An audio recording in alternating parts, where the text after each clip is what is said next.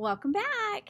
Wishtree, part 3.1. This is page 111 to page 128. The end of section 3.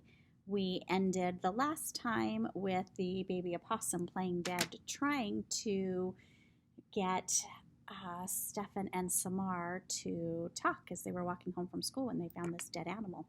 So that was quite the adventure because he got a little nervous. So here we go, page 111. Stefan and his mother eventually gave up trying to find the mysterious baby opossum.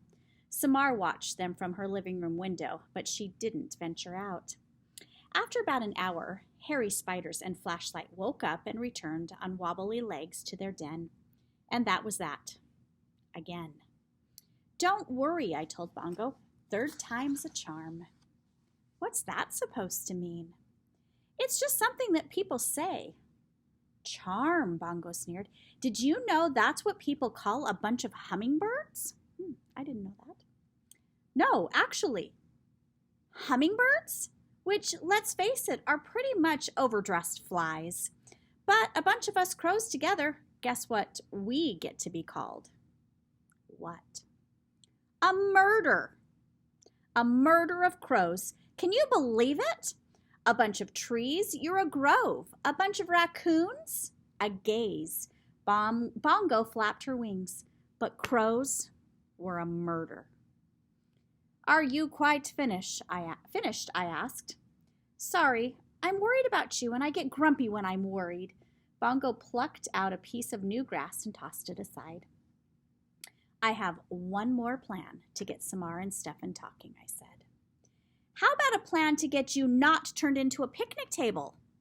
I can't control everything in life, Bongo, I said gently. And if I could, what fun would that be? But this little thing, this wish of Samar's, I can make it happen. I hesitated. At least, I think I can. I don't understand why this matters so much to you. She reminds me of a little girl that I knew a long time ago. You're a Budinsky, said Bongo wearily, but I love you anyway.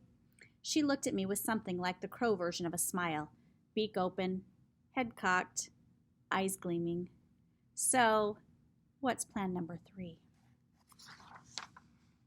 Once night had fallen, I sent Bongo on her next mission. All you have to do is untie Samar's wish, I instructed. Oh, she said, is that all? Bongo flew to the low branch where Samar had tied her pink-dotted fabric scrap. She yanked on it with her beak several times. Easier said than done, she reported. You're a crow. Use a tool. Crows are well known for making and using tools. They're probably the brainiest birds around. Bongo poked and considered. I have a paperclip in my collection. I'll give that a shot. It'll never work, Agnes predicted from her nest. I think owls are secretly a bit jealous of crows. One by one, heads poked out of my hollows as well as the skunk den under the porch to watch Bongo at work. What's Bongo doing, Ma? Asked one of the ewes. It's called tool use, said Big Ewe. No big deal. Folks, if you can't say something helpful, I said, please don't say anything at all. Bongo returned with a small piece of twisted metal. Straightened paperclip, she explained. Found it on the school playground. With great effort, she managed to slide the straight end of the paperclip into the knot. But try as she might, she couldn't pull the knot free. Almost got it, Bongo muttered between clenched beak. Why is Bongo doing that? Harold asked Agnes. There's no explaining crows, Agnes said. Because I asked her to, I said. Because it's important to me. With a frustrated groan, Bongo let the paperclip fall to the ground. It's no use, Red, she said. Maybe it's time to give up on this idea, I said with a sigh. I'm not meant to help. I meant to sit here. Just sit. A gentle wind rippled my leaves. No one spoke. Wait a minute, said Big Ewe. Maybe I can lend you a paw. You're awfully heavy for that branch, Agnes pointed out. Let her try, I said. Carefully, Big Ewe inched her way out onto the limb where Samar's wish was tied. She was indeed heavy, and my branch bowed under her weight, but I held firm. She toyed with the knot using both front paws. Before long, she'd pulled the strip free. "Ta-da!" she cried, clenching the fabric in her right paw. "Well, I did the hard part," Bongo sulked. "It was a joint effort," I said, "teamwork, and much appreciated, both of you." "You have the wish," said Agnes. "Now what, Red?" "Now we wait until Samar comes to visit," I said, "and then Bongo works her magic." The moon bathed us all in cool blue light as we awaited Samar's nightly visit. She came out in her robe and slippers. Sitting on her blanket, she waited patiently as the babies scrambled over to see her. Around her neck, she was wearing the beribboned key that Bongo had given her. "Where's my crow friend?" she whispered as the ewes somersaulted in front of her. She looked up into my branches, and I was glad I had instructed Bongo to hide on Stefan's roof. Right on schedule, Bongo flew to Stefan's bedroom window. She settled on the sill. Samar's fabric scrap dangled in her beak. Carefully, she tapped on Stefan's window. Nothing happened. I told Bongo to be as quiet as possible. We didn't want Samar to see what we were up to. Tap, tap, tap. Louder this time. Still nothing. Stefan apparently was quite a sound sleeper. Bongo looked at me. Her eyes said, "Now what?" She tried again. Tap, tap, tap. Samar started. "What was that?" she asked. Fortunately, Harold distracted her with an attempt to fly onto her arm.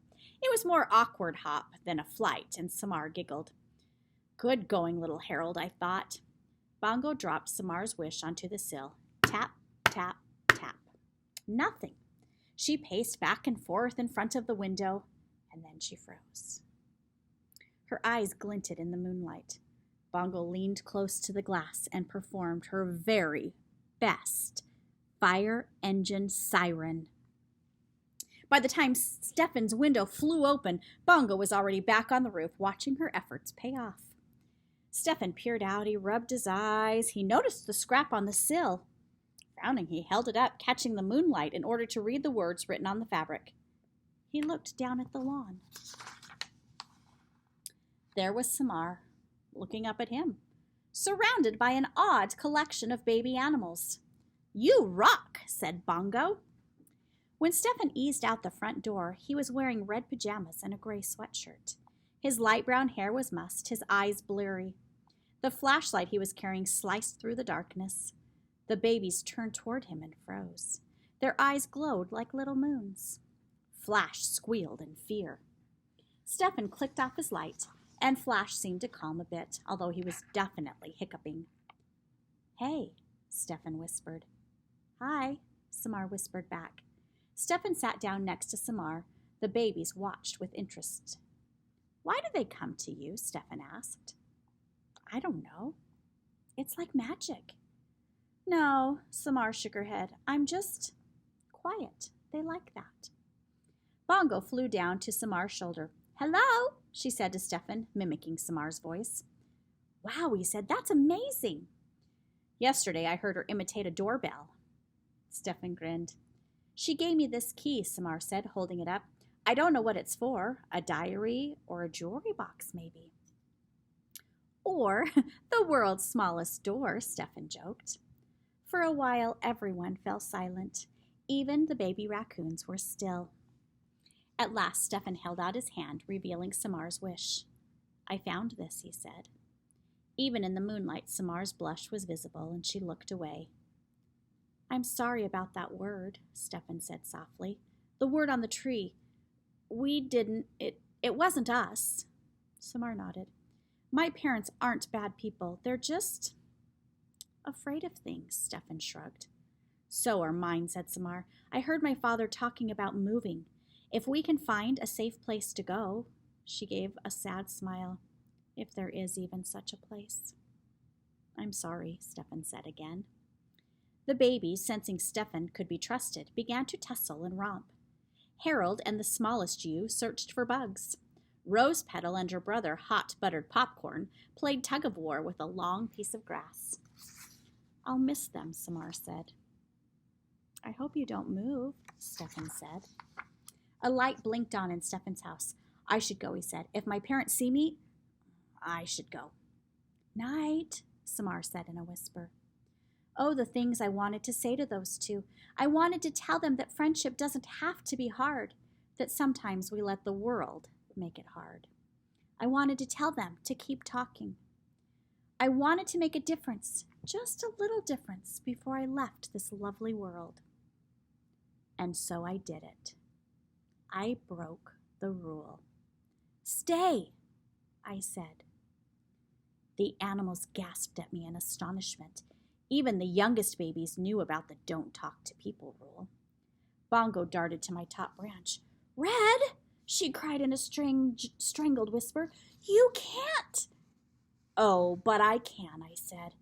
What have I got to lose? But, as I was saying, I returned my attention to Stefan and Samar. Sorry, my pages are sticking together. They were staring at me, jaws opened, jaws dropped, eyes wide, and frozen as Flash had been not so long ago. We're dreaming, Stefan murmured, right?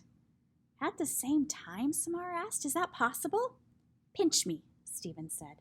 Samar complied. Definitely felt that, Stefan reported. Maybe it was a dream pinch, Samar suggested. Excuse me, I interrupted. I have 216 rings worth of wisdom to convey, and not much time. Stefan reached for Samar's hand. If it's a dream, he said, at least it's a cool one. And so I began. What do you think that Red is going to say to Samar and Stefan? He's broken the rule. You're not supposed to talk to people. But he had so much to say that he broke the rule and now has Samar and Stefan sitting there waiting to hear what he has to say. What would a tree, a wise old tree, have to say to two people about friendship? So there we are. Enjoy week 3, and I will see you next time.